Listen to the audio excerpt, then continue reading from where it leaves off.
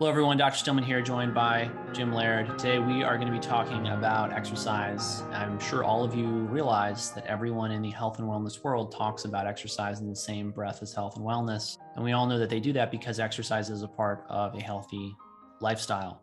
But the problem is sometimes not that people are not exercising enough. It's actually that they're exercising too much. So today, Jim and I are going to unpack what healthy exercise really is, what we recommend to people for achieving optimal performance, longevity, et cetera, how this plays into lifestyle, environment, things like that. And then we're also going to talk about overtraining syndrome, which we see on a regular basis and often have to really work hard to get through to patients or clients, as the case may be, about so they understand what it really is and how it's impacting them. So, Jim, you want to dive in by defining what you think healthy exercise is? Well, I think first I'm going to talk about my experience of what I've seen over the last 25 years and my own personal experience. Over the last 25 years, a good chunk of what I do, I have those people that have basically let themselves go and aren't exercising at all. And we all know exercise is great. It's like a drug, you can take too much of it, just like anything, right? And it is actually like a drug. I mean, you do get the release of endorphins, endocannabinoids. Sure. People need to realize that means they can be as irrational about exercise as they are about, say, their favorite drug of abuse. Right. Or sex or anything else. Right. Sure. So literally, I've made my career out of helping people that have had a bad relationship with exercise or are not getting the results they want from their exercise. And big part of that is I used exercise and sports for years to manage an anger issue I had. I had some stuff in my childhood that I needed to deal with. And when I was a child, the pastor at my church was like, your boy acts out in the school all the time. Instead of investigating why I was doing that, he's like, just put him in football and wrestling. And of course, I started kicking everyone's ass. And yay, good job, so that reinforced that. And then when I was done football, I started powerlifting, right? And so I basically was using powerlifting to manage this anger that I had and all these things that I needed to deal with. And I would train like a maniac. And eventually one day I ended up getting ulcerative colitis because I was driving myself like crazy. I was working long hours. I was training like a maniac. I was taking stimulants. I was taking performance enhancing drugs to prop me up. And basically I hit the wall and I was like, okay, stress is a huge component of this. So I started looking into it, couldn't sit still for a minute. Once I started sitting still, I understood why I had to be so busy all the time because all this crap started bubbling up that I needed to deal with, right? And I'd been pushing it in the closet for 20 years, and one day the closet just burst open. So that gave me a perspective on exercise being used to basically deal with dysfunction. And so for over the last 25 years, I've had, for example, there's a girl named Rachel Matthews who I worked with. You can Google my name and her name. There'll be a podcast pop up. Here's a mother of 3 working 3 jobs, pharmacist, like super successful, super intelligent, working out every morning at 5 a.m., is gaining weight. And the coach tells her she needs to do 2 classes a day. And luckily her friend was smart enough to send her to me because I'd kind of gotten a reputation for working with broken people. And we were able to dial her exercise back to more strength training type exercise, do lifestyle stuff. It took years of basically me, she talks about it on the podcast, how she'd complain, well, this isn't going as fast as I'd like. And I'm like, well, have you been making time for yourself? Are you taking a bath? Are you going for a walk? And finally she got in, like really bought in, and her before and after is absolutely insane. I had another lady named Suzanne Waldrop. If you basically Google my name and her name, we've done podcasts together, running marathons, gaining weight, and using that marathon running as a managing stress. And eventually she just got to the point where she was so frustrated that she wanted to change and came to me. I had another lady who is a doctor, like a high level doctor, like actually runs an entire division at a hospital, was so addicted to training. The only time she ever felt good, and of course, this lady had multiple children, her husband's a doctor too, tons of stress. The only time she ever felt good is when she would go to these classes that were like an hour and a half long, and of course, loud music getting screamed at, and she'd feel great for that hour. And of course, the next day she couldn't get out of bed. And it was almost impossible for her to stop doing that. Like she continued to do it and continued to do it. And it was very difficult to get her to understand that what she was doing to herself, and she was almost like a drug addict. So we've got exercise is wonderful, but it can be very addictive. And, I've dealt with lots of eating disorders and anorexics and all that good stuff. Our society is kind of like looked at like exercise is this wonderful thing, but it can be just as bad as being alcoholic. It can be just as bad as being a drug addict. And we need to start having these conversations about appropriate exercise. And I think there's this, there's always extremes in everything, but there's this conception that if you're super fit and you're like trained like Rocky Balboa, you're going to live longer, which is one of the reasons I've basically dialed back power. I still lift fairly heavy. I want to live longer. Like powerlifters, weightlifters, high performance athletes die younger. They do. Like football players, they don't live to be 100 years of age. They just don't. And so that's a big misconception in the fitness industry. If you're like a marathon runner, or you're super, super fit, that you're going to live longer. And there's a point of diminishing returns as far as longevity is concerned. From a performance standpoint, you're going to sacrifice your health. The question is are you getting paid to do it, or are you doing it for free? That's what it comes down to. In the sport I participated in, I was basically paying to play the sport, powerlifting, and it was destroying my health. Now, sometimes you have to make trade-offs, but eventually I was like, I just can't continue to do this to my body anymore, especially if I'm not making money doing it. So that's what I see. And even, starting working with you, a lot of the intakes I see are people that are like, I've been training, and all of a sudden I don't feel good anymore. I did figure competition, and now I've got Hashimoto's, or, you see a lot of that with, high level female athletes that have tried to stay really lean or been on super low carb diets for long periods of time. But, I see a lot of that in my business over the last 25 years. And there needs to be more awareness in this industry about, the harder you train, the harder you need to rest, like the working in part of it, as I learned from Paul Chek. There's too much of the cheerleading for go for it. Like, you're throwing up on the floor. That's awesome. There's too much of the high intensity. There's either people that aren't doing anything at all, and there's people that are crushing themselves, and there needs to be more people in the middle. Like, I'm all for hard training if the organism is prepared and well adapted to it, and if they're doing the work to recover from it. But I'm not for using intensity to fix everything. Like, I've seen women, have come to me like, my PCOS isn't getting any better. Well, I'm doing 5 HIIT workouts a week. Well, that we need to talk about that, So it's something that the fitness industry really doesn't address.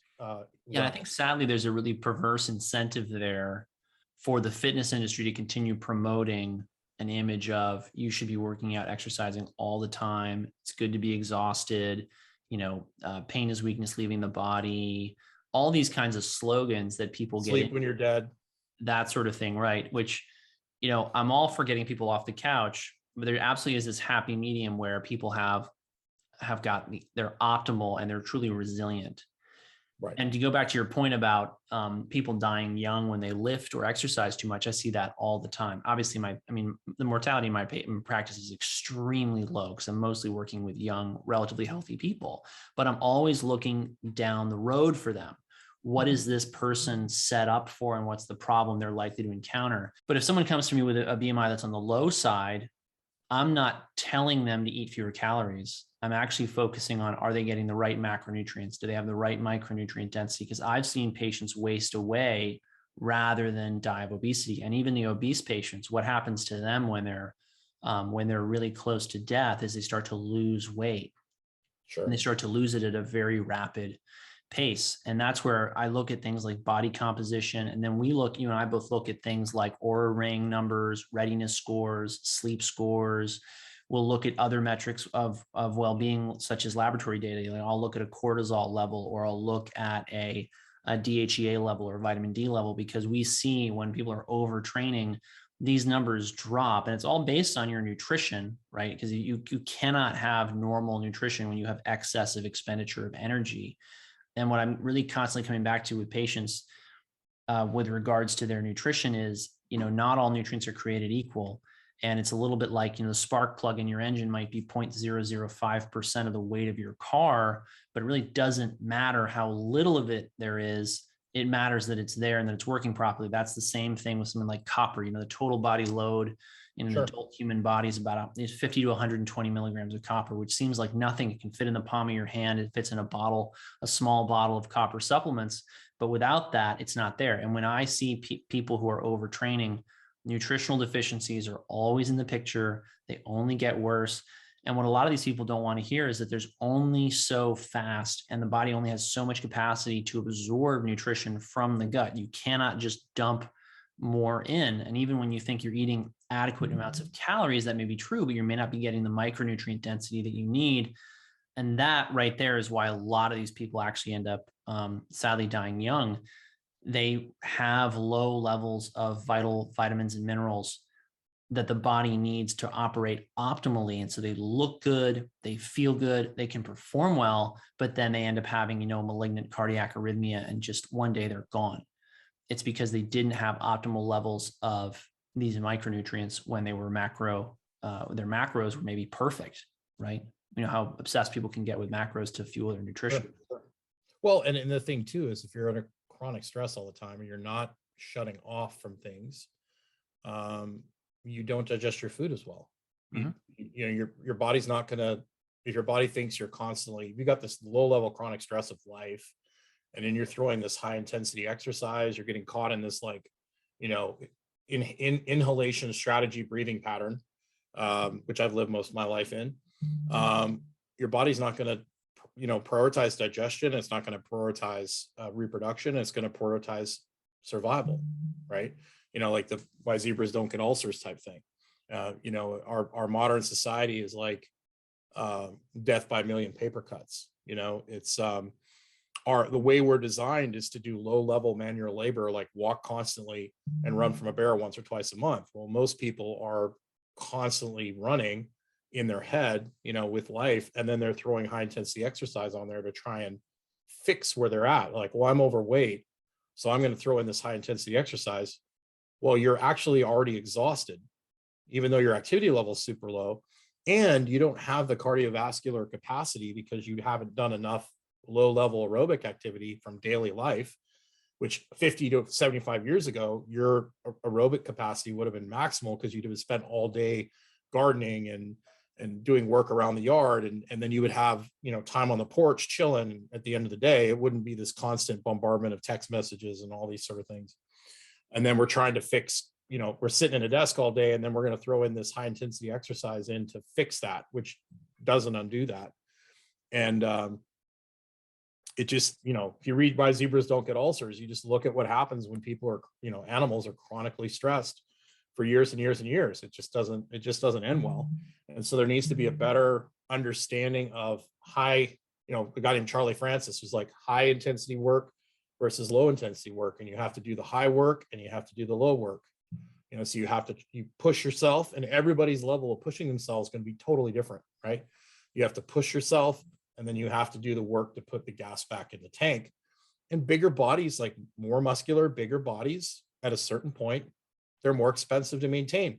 And the harder you drive your car, the more you have to fix it. Like a top fuel dragster has to be repaired. The engine has to be rebuilt after every single race. Whereas a Camry or a Corolla or something like that might never need to have its engine rebuilt, but it can't go 400 miles an hour or 350 miles an hour in a quarter mile, right? So as you push the performance envelope, there are consequences. And you just don't see that when people talk about exercise. They glorify, and it's part of sport. Like if you're a sumo wrestler, you're going to die younger. Like that's just like the price you pay for eating massive amounts of rice, trying to be as big and fat as possible. Like that's part of the sport, and people realize that.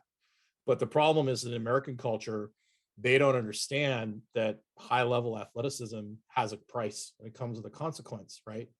If more people understood how simple just looking better and feel better was, I think more people would. Like, I'll have people say to me all the time, they're like, oh, there's no way, that's way too much work. I mean, it's not that difficult. Walk outside 3 times a day, eat real food, try to go to bed at a decent hour, get the lights off at night, eat a protein at every meal, strength train 2 to 3 days a week, and maybe do some intervals once or twice for 10 or 15 minutes to the point where you're breathing hard, but you shouldn't be lying on the floor in a puddle. That's basically the formula for looking good and feeling good for years and years and years. And I have clients that I've trained for 25 years that look and function just as good or even better than when I started with them 25 years ago. So I've seen it. That's basically the formula to it. And it doesn't have to be crazy. It just has to be consistent. Yeah, absolutely. And like I said, with the nutritional labs, there's another flip side to that, which is sometimes I'll get labs that look at muscle breakdown, muscle turnover, muscle mass. I will see signs that someone's overtraining in those.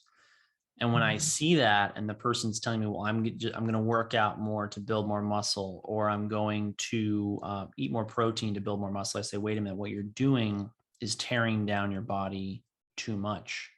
Right. And we've, both seen cases where someone is training so much that it's spilling over into other areas of their life. Because the more, overtraining is very well correlated with, I hesitate to call it psychiatric illness, but like emotional disturbances. Oh, I would say that. I would say a lot of times they're managing a dysfunction. Like most people have some deep psychological issues that they're dealing with, especially women that are over exercisers that I've seen from observation. They have certain forms of repressed energy that they're trying to expend. I'll just leave it at that. Mm-hmm. Use your imagination. But I've seen a correlation between people using exercise in substitute of alcohol or in substitute of food. I mean, it's no difference in the difference is it's not socially shamed. It's actually glorified to use exercise as stress management. And it does work to a certain extent, as long as it's not excessive, right?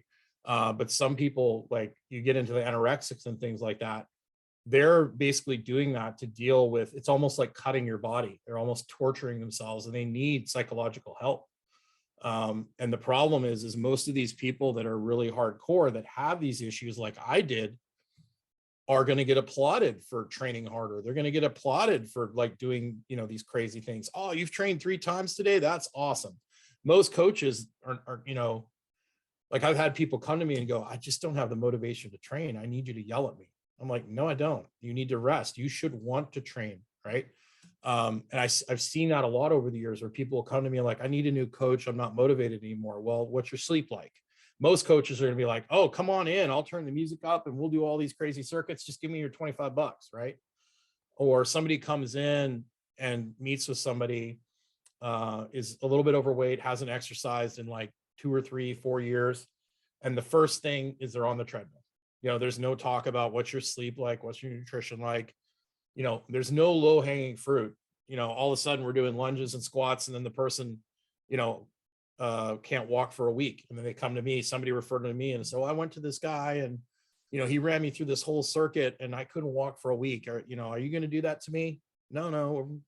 Let's talk about your lifestyle. Let's talk about what you do for a living. Let's talk about how I used to have a sign on my gym that said the real work begins now. And it was on the exit. So when you went out, people understood that the sleep, the water, the getting outside is what helps you repair from your training, because training is a stress, and to adapt to the stress. Gymnasts spend a good gymnastics coach will have their athletes do 70 to 80% of their activity at a low level, walking on hands, climbing ropes, to prepare the body to handle the stress of tumbling. Okay. And because of our modern life, we don't do the work to set the foundation for the body to handle hard stress. Right. Everybody wants to have their 20-minute workout and then be done. Correct. Whereas the foundation to handle the 20-minute workout is the manual labor you're supposed to be doing every day, which we don't. Like, we don't even mow our own grass anymore, right? We don't even, most people don't even go to the grocery store anymore. So what's going to happen in the fitness world is we're going to have, and it's happened. I mean, there's a lot of much smarter people that are going to have to look at people and say, okay, you have no aerobic foundation. We need to start doing some aerobic work. We obviously don't need to turn anyone into a marathon runner because that's not optimal either. But we need to do some sort of aerobic work, and then we need to do some sort of preparation work to prepare your body for more intense training. And in the process of that, with changing the lifestyle, you start getting some pretty nice results. But then the intensity is what allows you to fine tune things, or, you know, changing the modality of the training to more of a strength-based program, depending on what their goals are. But most people don't even need to go down that far. You know, most people just need some real basic stuff, you know. Absolutely. Yeah. And that is the thing that I keep coming back to with patients, because when they're coming to see me, one of the first questions I have in my mind is obviously what is their level of activity, because I need to make sure that they're not overtraining. I need to make sure that if they're not frankly overtraining, they're not doing too much of something that they shouldn't be doing. Because it may not even show up in their labs. And then I need to make sure that they are doing people just need way more low intensity, relaxing activity than I think they appreciate. They need to go play with the dog. They need to go for a 10-minute walk. They need to go, just swim around in the pool, not, trying to, butterfly the whole Olympic pool in as fast a time as possible, but just enjoy something as simple as swimming. Because the reality is we used to do things that we enjoyed, and they were called occupations. And now they're recreational activities, and that recreating or recreation is really important for people. And it's actually more important, I would say, than the strenuous exercise people getting sadly addicted to or far too invested in. I think people not mowing their own grass is probably one of the biggest contributors in the last 20, 30 years. You have somebody that mows their grass and it takes an hour and a half of its low level cardio activity outside. You take that away from somebody, they do that 3 times a year for their whole life, or they shovel their driveway, or they do whatever. You take that stuff away from people, like that's a massive, over a period of a lifetime, that's a lot of activity that's gone. That's right. And so it's like the way with young athletes too, like kids don't play as much as they do anymore. So the strength and conditioning programs, if they don't want to break all the kids, are going to have to look more like PE programs. So the unfortunate thing is most of the strength and conditioning, I've thought about opening a farm and then charging people to work on it. Like I've thought about doing that because that's what people need. They need low level manual labor, right? So they would pay to come work on my farm, And I mean, that's basically what you're doing when you're going to a gym, is you're basically paying somebody to help you do manual labor. That's essentially what you're doing. That's exactly right. It's a really funny thing to think about. Of course, the history of gyms is fascinating because it goes back to, the original Greek word, right? Which is where they would actually prepare largely for war and martial skills, boxing, wrestling, right? Sure. Yeah. And then the lifting of the bulls and all, I mean, the story of the guy lifting the bull over his back and stuff. Oh, there's massive physical culture involved in this, and like bodybuilding and all of that evolved in powerlifting and that. But all these people were active. Like their lives were not sitting in front of a screen all day. Like Arnold was involved in every kind of sport you could imagine. He played everything. He did track and field. He was a weightlifter.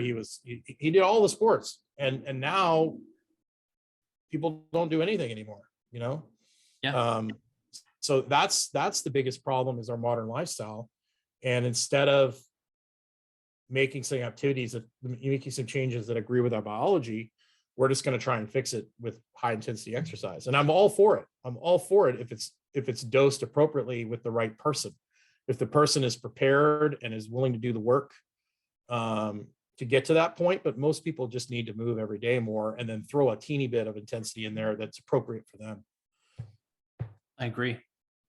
So, especially if you have an autoimmune disease, like if you have an autoimmune disease, don't be doing high intensity workouts until you start getting yourself going in the right direction.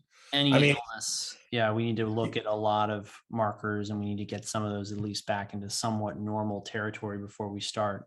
Oh, yeah, and the people that are exhausted, if I have people that come in that have literally, that 3 years are like tired but wired, like I'm so exhausted in the afternoon, and then I come home and I can't get to sleep. And then we start getting them doing stuff, they start feeling better, and they go right back to hammering it again. I'm like, we've got to ease into this. Like, just because you start feeling better doesn't mean you want to bring the hammer. And you really, once you're in a good place training wise, you really don't have to train that hard that often to get what you want out of it, right? Oh yeah. So your body can maintain a really pretty high level of fitness with minimal amount of maintenance. But if you just want to be a normal person that's better than average, and average is really bad now, you really don't have to do that much, especially if you eat well and get outside. I mean, Yeah, the bar is pretty low. The bar is pretty low. So to be above average today in America, you don't really have to do that much. But once then you're above average, you can flirt with performance. I tell people all the time, flirt with it, don't marry it. Like, flirt with performance, enjoy it, have fun with it, but don't marry it, because if you marry it, it comes with consequences. It really does. That's for sure. So some interesting things for people to think about, you know, and in a little bit different perspective. We're probably going to make a lot of people upset, but that's okay. That's what I've observed over the last 25 years. And I've made, you know, I've been able to take care of myself and make a living on helping people that have basically used exercise in the wrong way. Yeah. And I mean, to echo that, I'm most skeptical of success in the cases where I have a strong suspicion that the patient is doing anything with too much intensity that they're married to. They're working too late at night. They're getting up too early in the morning. They're doing too many weights. They're doing too much cardio. They're studying too hard. I mean, because there begins to be, there ends up being this psychosomatic component to this, because frequently what these people are doing is they're distracting themselves from painful, difficult conversations and emotional issues that they really need to resolve. Correct. And they're just avoiding all of that emotional. Yeah. Let's go to bed exhausted so we don't have to think about this stuff, and let's not deal with it. It's better to like deal with it and put it behind you than it is to keep beating yourself to death. And I've seen people that are doing all of what you just mentioned, and it's amazing how these people can drive themselves. And I was one of them. Mm-hmm. And people will be like, "Oh, wow, you're such a hard worker. That's so awesome. Good for you." And it's like, really? Like, you know, and if you want to be exceptional, you're going to have to make some sacrifices. But I think most people can find a happy balance, you know. Absolutely. And, you know, it's something that more people need to talk about, because it's not talked about enough. So thanks everyone for listening to Apply to Work with myself and Jim. Go to my website, STILLMANMD.com, hit on click the Apply for Consultation tab. As always, thanks for watching. Have a great day. If this video has been helpful to you, make sure that you check out my link tree below to find out how you can keep in touch with me best. And if you would like to become a patient at my practice, please apply to work with me at STILLMANMD.com. Thank you again for watching. Have a great day.